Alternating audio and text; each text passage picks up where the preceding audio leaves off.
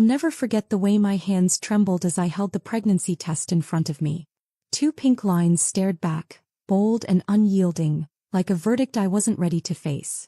My heart pounded so loudly I could hear it echoing in my ears. How do you tell someone something this big? Something that changes everything? It was late afternoon when I finally worked up the courage. He was sitting on the couch, scrolling through his phone, oblivious to the storm brewing inside me. I stood there for a moment watching him, the man I loved, the man I thought would always stand by me, and wondered if he'd still look at me the same way after I spoke. "I need to talk to you," I said, my voice cracking under the weight of what I was about to say. He glanced up, eyebrows raised. "What's wrong?" I took a deep breath, clutching the small plastic stick behind my back. "I'm pregnant." For a split second, silence filled the room. Then his expression shifted. His eyes narrowed, his jaw tightened, and a coldness washed over his face that made my stomach churn. "Are you sure?" he asked, his tone sharp, almost accusatory. "Yes," I whispered, holding out the test. "It's yours." But instead of relief or joy, or even fear, he shot up from the couch, pacing the room like a caged animal. "How can I be sure?" he snapped, turning to face me. "You've been distant lately. You've been different." My mouth fell open but no words came out. "Different? Was he serious? You think I cheated on you?" I managed to choke out, my voice trembling with disbelief. His silence was answer enough. "This is insane," I said, shaking my head. "How could you even think that? After everything we've been through." "Then prove it," he interrupted, his voice rising. "Take a DNA test. If it's mine, fine. But until then, don't expect me to believe anything you say." The room spun around me. His words hit like a punch to the gut, leaving me gasping for air. I wanted to scream, to cry, to shake some sense into him, but all I could do was stare at him, stunned into silence. When he stormed out moments later, slamming the door behind him, I sank to the floor, tears streaming down my face. For the first time I realized how fragile trust really was, and how easily it could shatter. Hours passed and he didn't come back. I sat alone in the dark, cradling the pregnancy test in my hands, wondering how things had gone so wrong so fast. And as I stared at the tiny plus sign glowing faintly in the dim light, one thought kept circling in my mind. If he doesn't trust me now, will he ever? Months passed and life moved forward, whether I wanted it to or not. The memory of that night lingered like a shadow, haunting every decision I made. I tried calling him after he left, but my messages went unanswered. His silence spoke louder than any words ever could. Eventually I stopped trying. Pregnancy wasn't easy, not just because of the physical changes, but because of the emotional weight I carried with me everywhere. Every kick from the baby inside me was a reminder of what I'd lost. The man who should have been there holding my hand, sharing this journey with me. Instead I faced it alone. That's when he came into my life. I met Daniel at work. A colleague who had always been kind, always offered a smile when I needed one most. He noticed the exhaustion in my eyes long before anyone else did, and he didn't shy away from asking if I was okay. At first I brushed him off, too guarded to let anyone get close. But Daniel was persistent. Slowly he became someone I could lean on without feeling like I was burdening them. One evening, after a particularly rough day, he walked me to my car. "You don't have to go through this alone," he said softly, his voice steady and warm. "Whatever you're carrying, whatever you've been through, it doesn't mean you deserve to face it by yourself." His words broke something open inside me. For the first time in months, I let myself cry in front of someone who wasn't paid to listen. And as strange as it sounds, that moment changed everything. Daniel stayed. Not just that night, but in the weeks and months that followed. He helped me set up the nursery, attended doctor's appointments with me when no one else would, and even held my hand during the ultrasound. It wasn't romantic, at least not at first, but it grew into something neither of us expected. By the time the baby arrived, Daniel had become more than just a friend. He asked me to marry him 6 months later, kneeling in the middle of our living room with tears in his eyes. "I know we didn't start this story the way most people do," he said, taking my hands in his. "But I want to finish it with you. Let me be the family you deserve." I said yes. But here's the thing about starting over. It doesn't erase the past. No matter how much I loved Daniel, and I truly did, there were nights when I lay awake wondering what might have been. What if he had believed me? What if things had gone differently? And then one ordinary Tuesday morning the past came knocking. I found an envelope in the mailbox addressed to me. There was no return address, just my name scrawled across the front in handwriting I recognized immediately. My stomach dropped as I opened it, pulling out a single sheet of paper. It was the DNA test results. The words blurred as tears filled my eyes. The baby was his, just as I'd said all along. Relief flooded through me, but it was bittersweet. Because now, standing here with proof in my hands, I realized something painful. Even if he knew the truth, it wouldn't change anything. I was already married to another man. As I stared at the paper, a question gnawed at me. What am I supposed to do with this now? The envelope felt heavier than it should have, its edges sharp against my fingertips as I held it in trembling hands. It wasn't just paper. It was a Pandora's box of emotions I'd spent months trying to bury. Relief warred with guilt, anger tangled with regret. What was I supposed to do with this? Show it to Daniel? Track down the man who doubted me and shove it in his face? Or tuck it away somewhere no one would ever find it? For days I couldn't bring myself to make a decision. I carried the results around like a secret too dangerous to share, slipping them into drawers or hiding them under piles of clothes only to retrieve them hours later. Each time I looked at them I saw his face, the way he'd accused me, the coldness in his eyes. And each time I felt that same ache in my chest, like a wound that refused to heal. But then late one night I found myself staring at an old photo tucked inside a book on my shelf. It was us, me and him, smiling together on a beach trip years ago. We looked so happy, so carefree. Back then I never imagined we'd end up here, torn apart by mistrust and pride. My fingers traced the edges of the picture, and for the first time I allowed myself to wonder. Did he still think about me? Did he regret what happened between us? That thought terrified me, and yet it wouldn't leave me alone. By morning I'd made up my mind. I didn't owe him anything, not after the way he treated me, but part of me needed closure. If nothing else, I wanted to look him in the eye and tell him the truth to see if he'd changed at all. So I called the office where he worked, pretending to be a client just to get his schedule. Then I waited outside his building, clutching the DNA results in my bag like they were a lifeline. Standing there I felt ridiculous. What was I even doing? This wasn't some dramatic K-drama plotline. This was real life. He probably didn't care anymore. Hell, he might not even remember me. But still I stayed, watching people come and go, hoping to catch a glimpse of him before losing my nerve. And then finally he appeared. He walked out of the glass doors with a briefcase in hand, dressed in a suit that fit him perfectly. For a moment I forgot how to breathe. He looked older, more polished, but unmistakably the same. His hair was shorter, his jawline sharper, but those eyes, they hadn't changed. They were the same ones that once lit up when he saw me, the same ones that turned cold when he accused me of betrayal. I stepped forward, my heart hammering wildly. "Hey," I said, my voice barely above a whisper. He froze mid-step, his gaze locking onto mine. For a second I thought he might ignore me, keep walking like I didn't exist. But instead he blinked, surprise flickering across his features. "What are you doing here?" he asked, his tone guarded. "I need to talk to you," I replied, gripping the strap of my bag tightly. "It's important." He hesitated, glancing around as if unsure whether this was a trap. Finally he nodded toward a nearby cafe. "Let's go inside." As we walked, side by side but worlds apart, I realized something terrifying. I had no idea what I was going to say. When we sat down at a small table in the corner, the air between us thick with unspoken words, I pulled the envelope from my bag. His eyes widened slightly, but he didn't ask questions, not yet. Instead he watched me, waiting. And suddenly I wasn't sure I could go through with it. "What's in the envelope?" he asked finally, breaking the silence. My throat tightened. "The truth," I whispered. But as I reached for it, my hand froze. What if telling him didn't fix anything? What if it only made things worse? The cafe was quiet, the kind of place where soft jazz played in the background and sunlight filtered through sheer curtains. It felt almost too intimate for the tension crackling between us.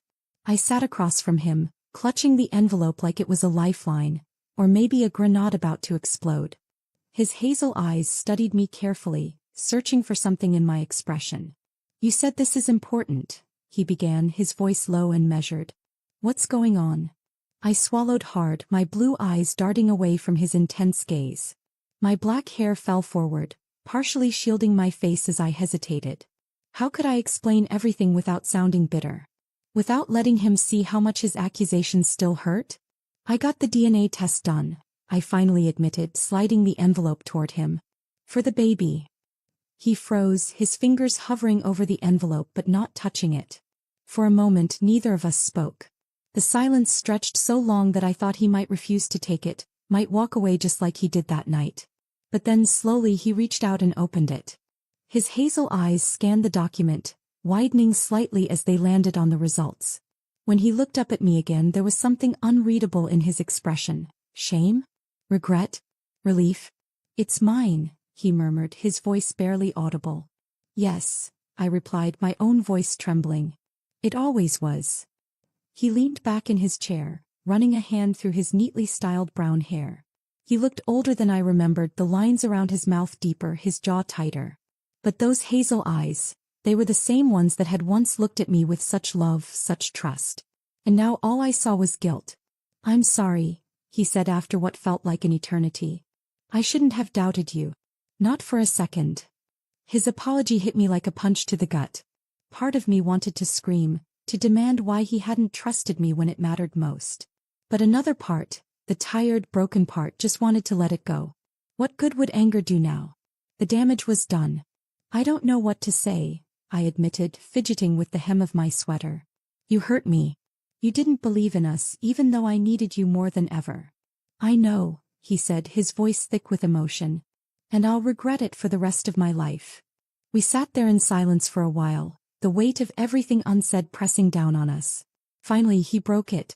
Are you happy? He asked, his gaze piercing. With him. The question caught me off guard. Of course he knew about Daniel. I'd seen the wedding announcement splashed across social media like everyone else. But hearing him ask directly made my stomach twist. I am, I said softly, meeting his eyes. Daniel's different. He believes in me. He trusts me. Something flickered in his hazel eyes. Pain, maybe envy, but he nodded. I'm glad. You deserve someone who can give you that. His words stung more than I expected. Was he really okay with losing me? Or was he just pretending for my sake? Before I could respond, he added, Do you ever think about us? About what we had? My breath hitched. Did I? Of course I did. There were nights when I lay awake, staring at the ceiling, wondering if things could have been different. Wondering if we could have been different. But saying it aloud felt dangerous, like opening a door I couldn't close again. I try not to, I whispered, looking down at my hands. It doesn't change anything. No, he agreed, his tone heavy with regret. But it doesn't mean I don't miss you. As I left the cafe, his words replayed in my mind over and over. I miss you. They lingered like smoke, impossible to shake off. And as I climbed into my car, tears streaming down my face, I realized something terrifying. Maybe I missed him too. The drive home was a blur of tears and trembling hands. I gripped the steering wheel so tightly my knuckles turned white, trying to focus on the road instead of the storm raging inside me. His words echoed in my mind. I miss you. 3 simple words that shouldn't have meant anything, not after everything that had happened. And yet they clung to me like a shadow, refusing to let go. When I walked through the door, Daniel was in the kitchen, humming softly as he chopped vegetables for dinner. The sight of him should have calmed me, his warm amber-brown eyes lighting up when he saw me, his easy smile that always made the world feel less heavy. But tonight, it only deepened the ache in my chest. How could I look at him and feel guilty? He'd given me nothing but love and support, and here I was, carrying secrets that didn't belong to him. Hey, he said, wiping his hands on a towel and coming over to kiss my cheek. How was your day? Fine, I lied, forcing a smile. My blue eyes darted away from his, unable to hold his gaze without feeling like I was betraying him. Just tired. He frowned slightly, tilting my chin so I'd face him. You sure? You seem distant. I'm fine, I repeated, pulling back gently. Really, just need some rest. He studied me for a moment longer, his brow furrowed with concern, but eventually nodded. Hey, let me know if you need anything. As he returned to cooking, I slipped into the living room and sank onto the couch, clutching my knees to my chest. The house felt suffocating all of a sudden, its walls closing in on me. Every photo of us together, the wedding portraits, the ultrasound pictures, the candid shots of laughter and joy, felt like accusations. Who was I to sit here pretending everything was perfect while carrying pieces of another life? That night, as Daniel slept beside me, I stared at the ceiling, replaying every detail of my meeting with him. His hazel eyes filled with regret. His voice cracking when he apologized. The way he looked at me like I was still his, even though I wasn't. Not anymore. It was maddening, this pull I felt toward someone who had hurt me so deeply. Wasn't I supposed to be over him by now? Hadn't I moved on? But the truth was harder to swallow. I hadn't moved on. Not completely. There were cracks in my present, fissures I'd ignored because facing them would mean admitting I wasn't as healed as I wanted to believe. The next morning I woke up before Daniel, slipping out of bed quietly. I needed air, space to think. As I stepped outside, the cool breeze brushed against my face, tugging at strands of my black hair. I wandered aimlessly until I found myself standing in front of the park where he and I used to walk together. The memories came flooding back. The sound of his laugh, the warmth of his hand in mine, the way he'd tease me about tripping over tree roots. And then, like a punch to the gut, reality hit me. I couldn't keep doing this. Living in the past, holding on to what-ifs wasn't fair, to Daniel, to myself, or even to him. But letting go felt impossible, like severing a limb I didn't realize I still depended on. As I stood there, tears streaming down my face, I heard a familiar voice behind me. "You okay?" It was Daniel. He must have noticed I was gone and followed me. His amber-brown eyes softened with worry as he approached, wrapping an arm around my shoulders. "Talk to me," he urged gently. "Whatever it is, we'll figure it out together." For a split second I considered telling him everything. The meeting, the DNA test, the lingering feelings I couldn't shake. But the words caught in my throat, tangled in fear and guilt. Instead I buried my face in his chest and cried, clinging to him like he was the only thing keeping me grounded. Later that night, as I lay awake listening to Daniel's steady breathing, I realized something terrifying. I didn't know how to fix this. Not without breaking something, or someone, in the process. The days that followed were a blur of sleepless nights and stolen moments. I tried to act normal around Daniel, smiling when he told jokes, nodding along during conversations about our future plans. But inside I was unraveling, piece by fragile piece. Every glance at the envelope tucked away in my nightstand drawer felt like a betrayal. Every memory of him whispered in the back of my mind, taunting me with what could have been. Daniel noticed. Of course he did, he always noticed. His amber-brown eyes would linger on me during meals, searching for something beneath my forced smiles. "You've been different lately," he said one evening as we sat together on the couch. The baby cooed softly in her bassinet nearby, blissfully unaware of the tension hanging heavy in the air. "I'm just tired," I lied again, avoiding his gaze. My blue eyes flickered toward the baby instead, using her as an excuse. New moms don't exactly get much sleep. He didn't push it, at least not right away, but I could see the doubt creeping into his expression. He trusted me completely, and knowing that made my guilt even worse. How could I sit here pretending everything was fine while hiding something so monumental? Then one fateful afternoon everything changed.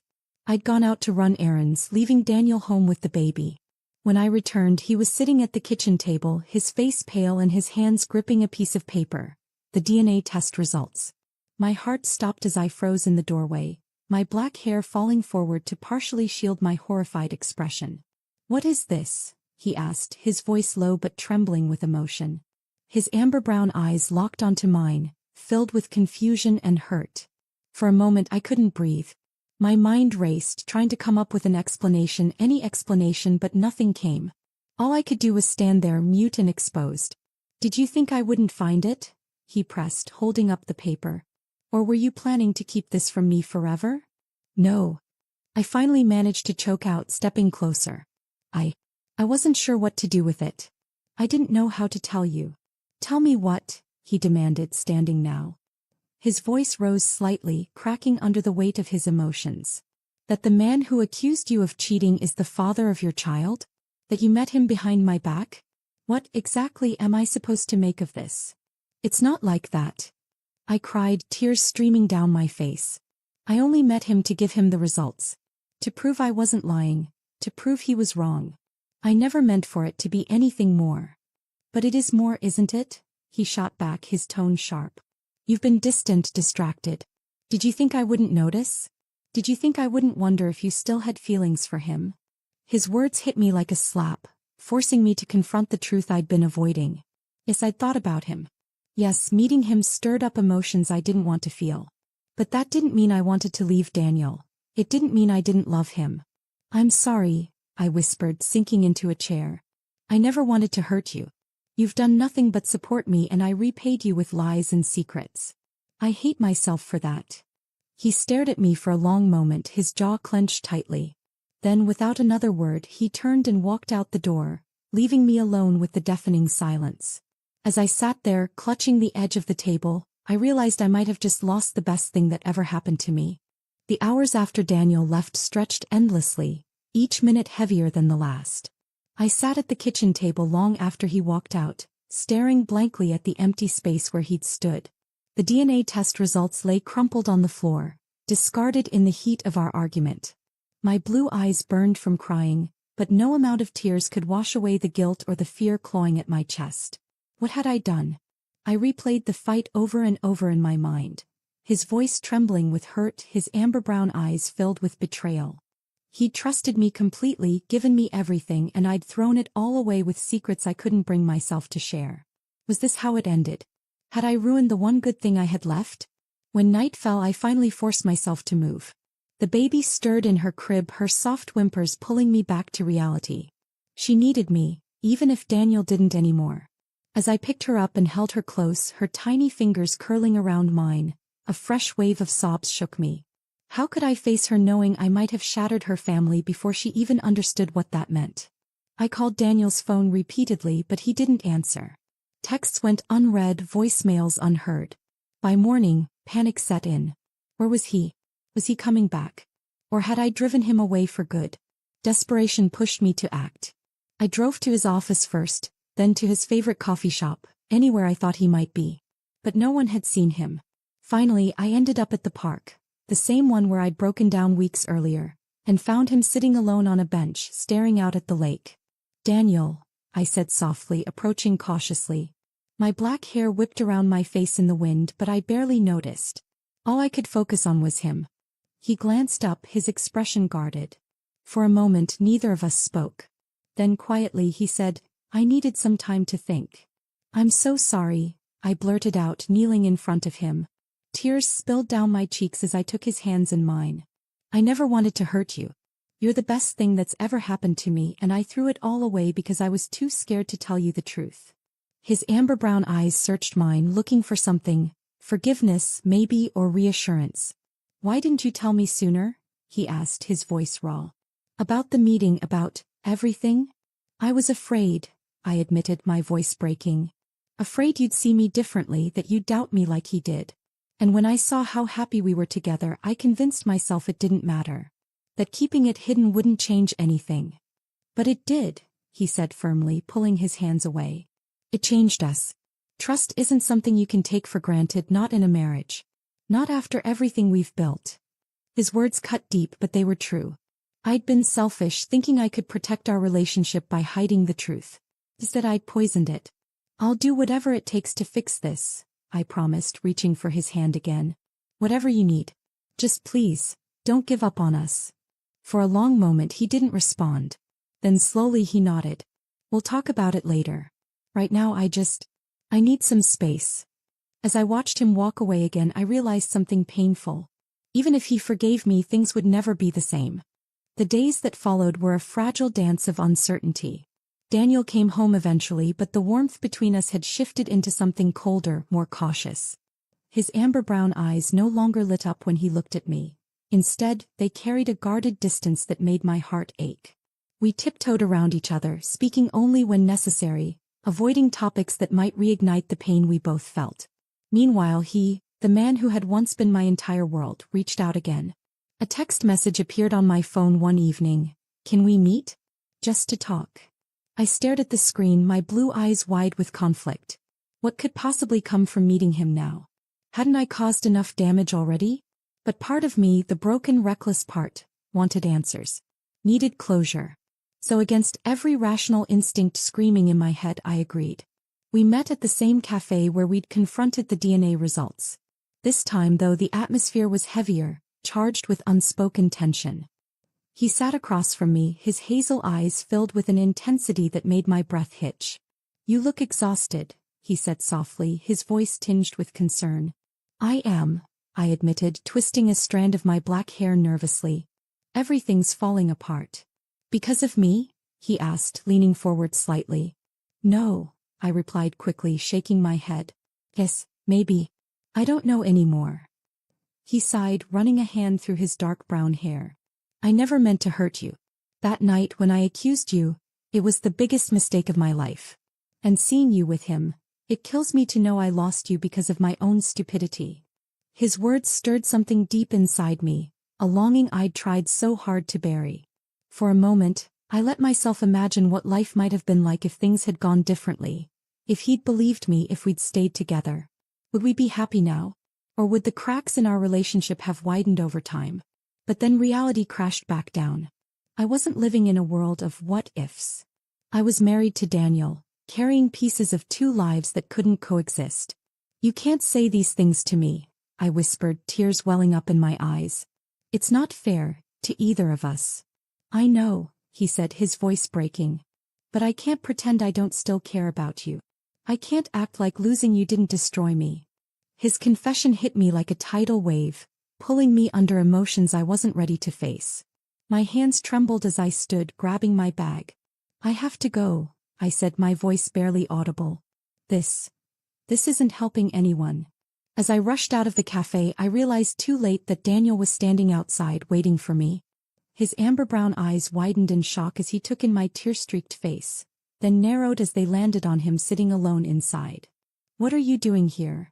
Daniel demanded, his tone sharp and accusing. "It's not what it looks like," I stammered, panic rising in my chest. "I swear I just—" "Save it," he snapped, cutting me off. "I gave you another chance and this is how you repay me?" "No," I cried, reaching for him. "Please, let me explain." But he pulled away, shaking his head. "I can't do this anymore." As I watched him walk away for the second time, I collapsed onto the sidewalk, sobbing uncontrollably. I'd fought so hard to hold everything together, but now it felt like I was losing everything all at once. The days that followed Daniel's departure were a haze of despair. I tried calling him, texting him, even showing up at his office, but he refused to see me. Each rejection felt like another nail in the coffin of our marriage. My blue eyes, once bright and hopeful, now reflected nothing but exhaustion and guilt. I was drowning, and no matter how hard I fought, I couldn't find my way back to the surface. And then, just when I thought things couldn't get worse, they did. It started with a phone call from Daniel's lawyer. His voice was cold and professional as he informed me that Daniel had filed for separation. "He needs time to process everything," the lawyer explained, though his tone suggested there would be no reconciliation. "He asked me to handle the legal proceedings." I dropped the phone, my knees buckling beneath me. Separation. The word echoed in my mind, hollow and final. How had it come to this? How had my choices torn apart the life I'd worked so hard to build? But the betrayal didn't stop there. A few days later the man who had haunted my thoughts for months, showed up at my doorstep. His hazel eyes were filled with determination as he stepped inside without invitation. "We need to talk," he said firmly. "There's nothing left to say," I replied, crossing my arms over my chest. My black hair hung loose around my face, framing the weariness etched into my features. "You've already done enough damage." "I'm not here to hurt you," he insisted, his voice softening. "I'm here because I care about you. Because I can't stand by and watch you lose everything." "What do you mean?" I asked, suspicion creeping into my tone. He hesitated, then pulled out a folded piece of paper from his pocket. "I contacted Daniel," he admitted, handing it to me. "I told him about our meeting, the DNA test, everything. I thought, maybe if he understood why I reached out, he'd forgive you." My heart sank as I read the note. It wasn't just an explanation, it was a confession. A detailed account of our history, his regret, and his lingering feelings for me. My hands trembled as I looked up at him, anger bubbling to the surface. "How could you do this?" I demanded, my voice rising. "This isn't your decision to make." "I was trying to help," he shot back, frustration flashing in his hazel eyes. "You're miserable and so is he. Maybe if he knew the truth." "The truth doesn't fix anything." I shouted, tears streaming down my face. Don't you get it? Every time you insert yourself into my life, you ruin it. First you accused me of cheating. Then you showed up when I was finally moving on. And now this, you've destroyed any chance I had of saving my marriage. His expression crumbled, guilt washing over him. I didn't mean to. Get out, I interrupted, pointing toward the door. Just leave. Please. For a moment he stood frozen, his mouth opening and closing as if searching for words. But ultimately he nodded and walked away, leaving me alone in the wreckage of my life. That night, as I sat on the floor of my empty living room, surrounded by boxes half-packed for a future I didn't want, I realized something devastating. No matter what I did next, I'd already lost everything. The days turned into weeks and I found myself living in a strange limbo. My house felt emptier than ever, the silence pressing down on me like a weight I couldn't escape. The baby was my only constant, her tiny giggles and curious blue eyes reminding me that life still moved forward even when I felt stuck. But raising her alone wasn't what I'd imagined. Every diaper change, every lullaby sung in the dark, came with a pang of longing for the family we could have been. I spent hours replaying every decision, every moment that had led me here. What if I'd handled things differently? What if I'd told Daniel about the DNA test sooner? What if I'd never met him again? The questions swirled endlessly, but they always circled back to one truth. I couldn't change the past.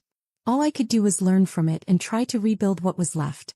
One afternoon, as I pushed the stroller through the park, I ran into someone unexpected.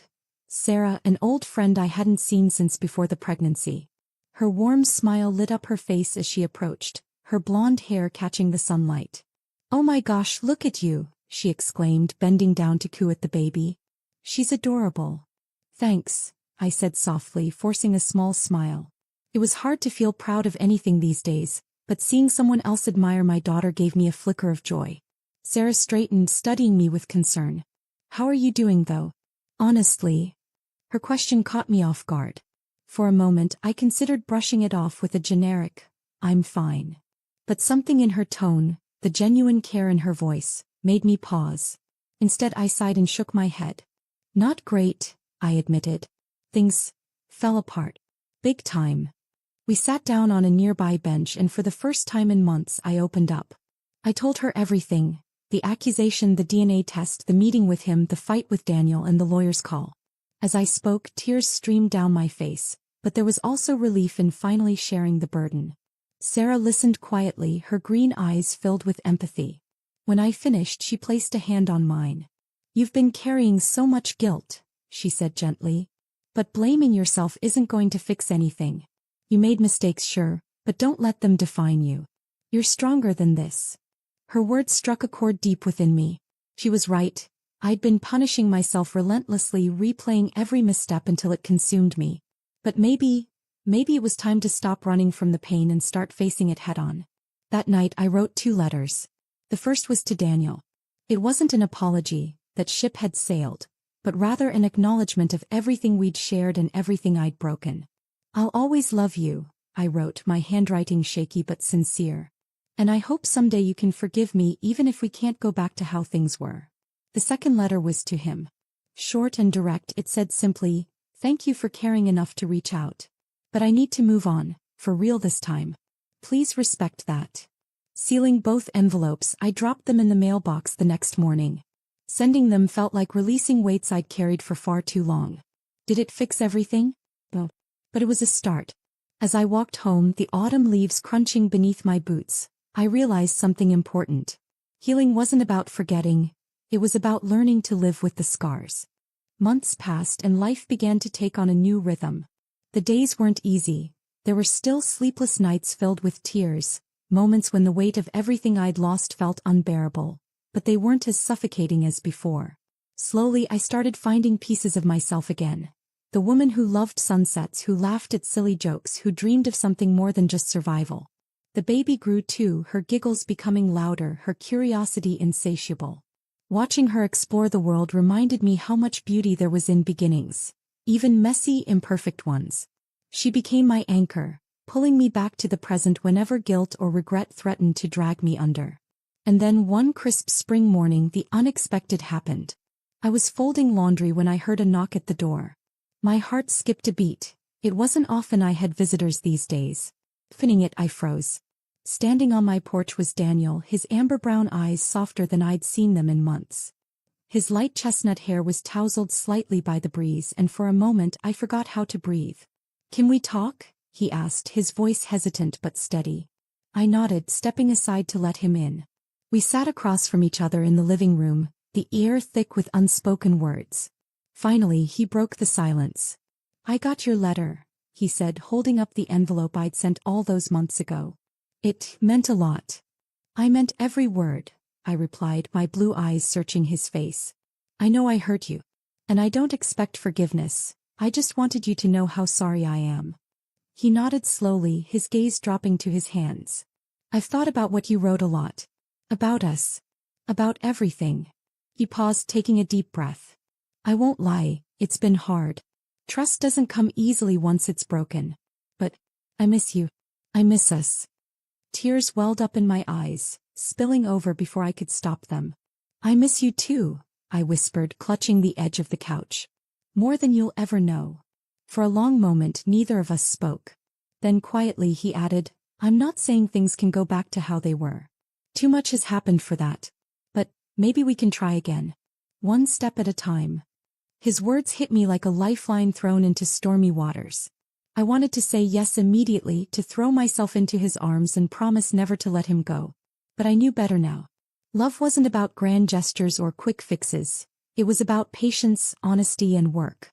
"I want that," I said finally, my voice trembling. "But only if you're sure. Only if we both are."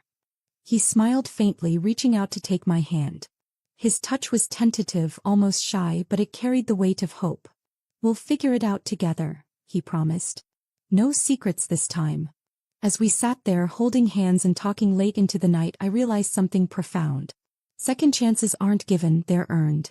And I intended to spend the rest of my life proving I deserved this one. The months that followed were a delicate balancing act. Daniel and I didn't rush into anything. We took our time, rebuilding trust brick by brick. Some days were easier than others. There were moments when old wounds resurfaced, when a careless word or lingering glance brought back the ache of everything we'd lost. But through it all we held on to one truth. We both wanted this. We both wanted us. Our conversations became deeper, more honest. One evening, as we sat on the porch watching the sunset, he turned to me with a thoughtful expression. "Do you ever wonder what would have happened if things had gone differently?" he asked softly. I hesitated, my blue eyes meeting his amber-brown ones. It was a question I'd asked myself countless times, but answering it felt risky, like opening a door we'd worked so hard to close. Finally I nodded. "Sometimes," I admitted. "But then I think, maybe this is exactly where we're supposed to be. Maybe all of it, the pain, the mistakes, it led us here. To something stronger." He smiled, squeezing my hand. "I like that answer." Life wasn't perfect, not by any means. The scars of the past still lingered, faint reminders of the lessons we'd learned. But they no longer defined us. Instead, they shaped us into people who understood the value of forgiveness, of second chances, of choosing each other every single day. One afternoon, as I watched the baby play in the backyard, her laughter ringing out like music, I felt a sense of peace settle over me. She was growing up in a world full of love, not without its challenges but rich with hope. And for the first time in a long time I felt hopeful too. Later that evening, as Daniel and I tucked her into bed, she reached out to grab both our hands, pulling them together. Her tiny fingers wrapped around ours, binding us in a way words never could. In that moment I realized something beautiful. Love isn't about perfection, it's about resilience. It's messy, painful, and unpredictable. But it's also worth fighting for. As I kissed her goodnight and turned off the light, I glanced at Daniel. His amber-brown eyes caught mine, warm and steady. "We'll make it work," he said quietly, reading my thoughts. "Whatever it takes." "I believe you," I replied, smiling through tears. "Because we already have." In the quiet moments that followed, as I stood in the doorway watching them sleep, I reflected on everything I'd been through. The heartbreak, the guilt, the choices that tore me apart, and the ones that put me back together. Love had tested me in ways I never imagined, but it had also taught me the most important lesson of all. Even after everything falls apart, you can start again. You just have to be brave enough to take the first step. And as I closed the door behind me, stepping into the soft glow of the hallway, I knew I was ready to face whatever came next, with an open heart and a soul finally at peace.